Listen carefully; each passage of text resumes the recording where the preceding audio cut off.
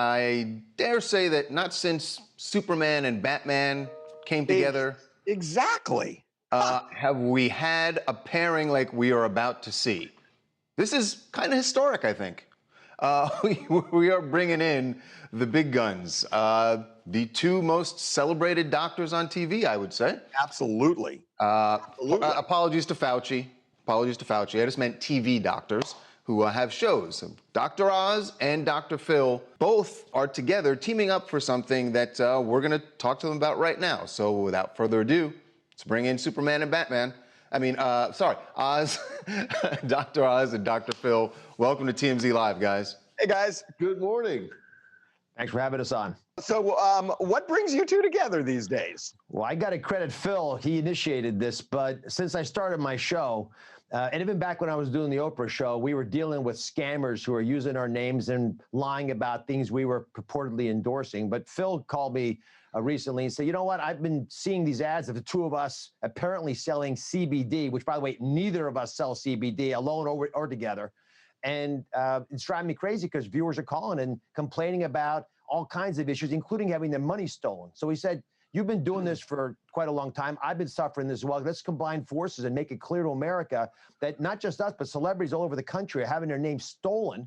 And I'm focused on this because if they're willing to steal my name and Phil's image and lie about the products, they can steal your health as well. It was really disconcerting to me. So I called the doc and said, look, have you seen all of these? And he actually has a function called OzWatch where they deal with this every day and ask people to let them know when it's happening. We do the same thing here and have sent out hundreds of cease and desist letters because, Harvey, Charles, people are getting hit with these clickbait ads and they get people's credit card information, get them to sign up for these bogus products using our names, and then it's just almost impossible to cancel.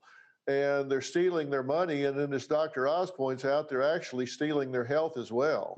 Explain the health part. Well, there's a couple levels. First off, I actually think CBD could be a real benefit to a lot of people who have chronic pain or trouble sleeping. But if you're getting sawdust when you're paying for what you think is CBD, because remember, it's really expensive stuff. So scammers will actually sell you junk, both lying about the fact that Phil and I are apparently supporting this, but also because they're going to cheat on the supplier. And so you get the stuff, it doesn't work, and then you give up on a solution that could have worked for you. But even more importantly, and we're going to talk about this tomorrow, we sent some of these bogus samples to a lab that I trust. That's actually based in Los Angeles. And Phil and I go into that lab, and Pedro Salampour, who runs the lab, did a meticulous analysis of this stuff. They found lead levels that are 15 times higher than allowed. So you're actually paying a lot of money to get something that's really toxic. Remember, kids would get poisoned from lead paint, and there's all these regulations about making sure kids don't eat the little scrapes of paint in houses. Well, the lead reduces your IQ if you're young. It causes brain fog. It causes anxiety. It leads to intestinal problems, can lead to infertility, and a slew of other problems, including to your immune system, which you don't want to have to struggle with during COVID. And that's what you're paying money to get. But Dr. Oz, that sounds to me that, I mean, it's one thing to not give people what they think they're buying, CBD, but to give them something that is actually poison seems criminal, no? Yeah. Here's the thing. This is a product that people use every day. It's not like it wouldn't be okay if it was just once, but think about this. This is something they're either ingesting or applying day after day after day after day. So they are chronically poisoning themselves if there are contaminants in some of these products. So people are rubbing this on or ingesting it day after day. So they're slowly poisoning themselves. And some of this stuff is absorbed into the body and it may not be released until decades later. Some women will take this in their 20s and it's not released till postmenopausal changes in the body happen. So you don't see the effects sometimes for decades. So this is serious stuff and they're putting our name on it. And so it's hurting people's health and they're getting killed financially. So we're just wanting to tell everybody, if you don't see us on our platforms endorsing these products, then it's a fake, it's a fraud, it's a phony, it's a scam. Don't believe it. So we have been around for 15 years and we have done, God, a gazillion cease and desist letters where celebrities have their names used without their permission. That said, it's become a real industry that celebrities hawk products all the time. And sometimes they hawk products they're not really involved in, but it's just they'll put their face on it. So is this an issue that goes beyond scamming, and that there is so much celebrity endorsement in this culture that it really kind of opens that door for this to happen? But just to put some numbers on that, we estimate just for my brand image, it's about $100 million of products sold falsely claiming that I endorse these items. And part of the reason they pick on Phil and me as well is we don't sell CBD. So there's no company out there that you could go to get our CBD. So these guys fill the vacuum in.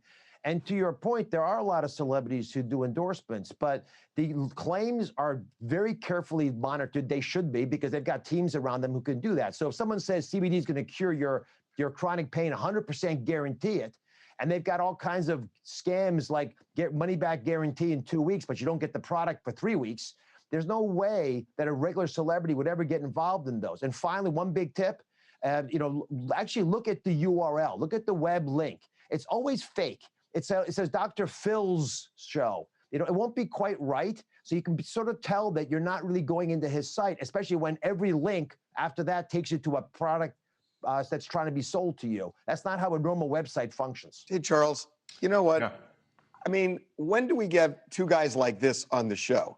So It's never happened. I know. So let's try something. So which one of you guys has done something and become like I've been cooking during the pandemic. He wants to know who's...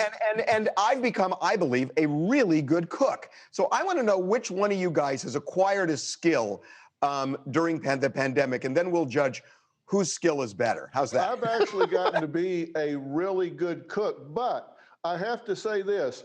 I cook everything in one pan, and I eat it out of the pan, and then I rinse it out and put it away, and that drives Robin crazy. But I've learned to do everything. And listen, there's an art to this, because things cook in different times. So you got to put the meat in first, and then add different things that take less time. And it's smart to eat it out of the same pan, because it stays hot. You don't make a big mess. So you cook it in the pan, eat it out of the pan, rinse it out before it gets hard, put it away, and you're done. I have developed that skill. It's great. I'm telling you, it's one pan meals.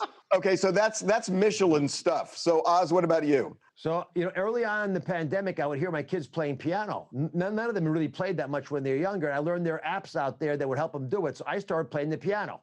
The only problem is my wife doesn't like when I'm banging on the keys all night long, so I get censored after a while. But I've actually become relatively proficient playing basic stuff on piano. You'd be proud of me, Phil. Really? Listen, I win because I survive with my skill. He just drives people away with his. Okay, hold on 1 second. Don't do this. I'm going to show him. Look at that, guys.